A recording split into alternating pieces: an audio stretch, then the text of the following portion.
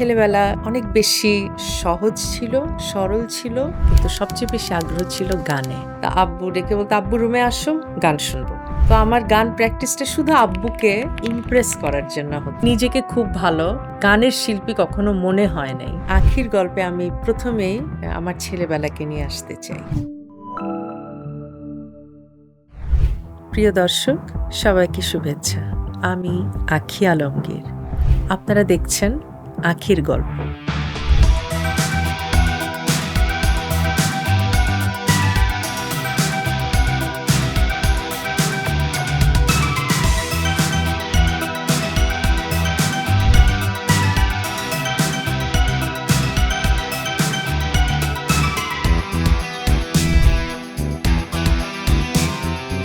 আমরা প্রত্যেকটা মানুষের জীবনের ব্যাপ্তিটাকে ভাবি, প্রথমেই আসবে যে কথাটা সেটা হচ্ছে জন্ম, ছেলেবেলা। আর এখন এই সময়ে এসে আমার কাছে মনে হয় আমার ছেলেবেলা অনেক বেশি সহজ ছিল, সরল ছিল। আর সবচেয়ে বেশি মিসও করি ছেলেবেলায়। তাই আজকে আখির গল্পে আমি প্রথমেই আমার ছেলেবেলাকে নিয়ে আসতে চাই। ছেলেবেলা নিয়ে অনেক গল্প হয়েছে, অনেক কথা হয়েছে, কিন্তু আজকে একটু বিস্তারিত আলোচনা হবে। আমার জন্ম ঢাকায়। আমার দাদার যে বাড়ি তেজগাঁ স্টেশন রোডে, ওই বাসার যে স্মৃতিটা এই মুহূর্তে আমার মনে পড়ে। যখন আমরা ছোট থাকি তখন বিশালকে বিশালতম মনে হয়। ওটা একটা বিশাল বাড়ি ছিল। আমার কাছে মনে হতো একটা ম্যানশন, প্রাসাদের চেয়েও বড় একটা কিছু। কারণ আমি খুব ছোট্ট ছিলাম। ওখানে আমার জন্ম। আমি বড় মেয়ে আমার বাবা-মায়ের। তারপরে বোন তুলতুল, ভাই তাজভীর।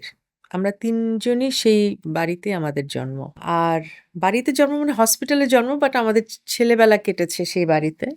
আমাদের আম ফুফাতো বোনরা, চাচাতো বোনরা মানে আব্বুর দিকের যে কাজিনরা, তারাও তখন সেখানেই ছিল। যেই কারণে আমার কাজিনদের সাথে আমাদের সখ্যতাটা খুব ভালো। সেটা মায়ের দিকেরও, বাবার দিকেরও। আমরা আ ভাই-বোনরা সব ফ্রেন্ডের মতো। তো সেই বাড়ির ১ম এই একটু আ দাদার বাড়ি, যেহেতু দাদা-দাদিকে নিয়ে শুরু করি।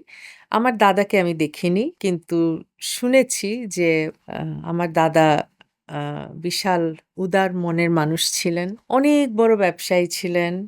দাদার বড়, বড় গাড়ি ছিল। আমাদের দাদার বাড়ির দোতলায় যেই বিশাল, বিশাল তখনকার দিনের বেডরুমগুলো অনেক বড় হতো। অনেক বড়, বড় বেডরুম। এক রুম থেকে আরেক রুমে যেতে খুব মানে সময় লাগতো রীতিমতো। আমার মনে আছে যে আ ওয়াশরুমগুলোতে তখন বাথটাব ছিল। তো আমরা সবাই সেই বাথটাবে খেলাধুলা করতাম শ্যাম্পু মিশিয়ে, পানি মিশিয়ে, সেগুলো মনে আছে। আমাদের ছাদে যাওয়ার একটা ভীষণ সবার আকর্ষণ ছিল যে আমরা ছাদে যাবো। তো আমাদের ছাদে যাওয়া থেকে আটকানোর একটা খুব ভালো বুদ্ধি আমাদের মা, ফুপুরা বার করেছিলেন। সেটা হচ্ছে ছাদে ভূত আছে। এটা বলে আমাদেরকে ছাদে যাওয়া থেকে বিরত করা হয়েছিল। ভূতের ভয়ে আমরা ছাদে যেতাম না। আর অত বড় বাড়ি, এটা বিশ্বাসযোগ্য ছিল তখন যে ছাদে সত্যি ভূত থাকতে পারে। ভূতটা নাকি সাদা ড্রেস পরে ঘুরে বেড়ায়। তো ওই ভয়ে আমরা কেউ ছাদে যেতাম না।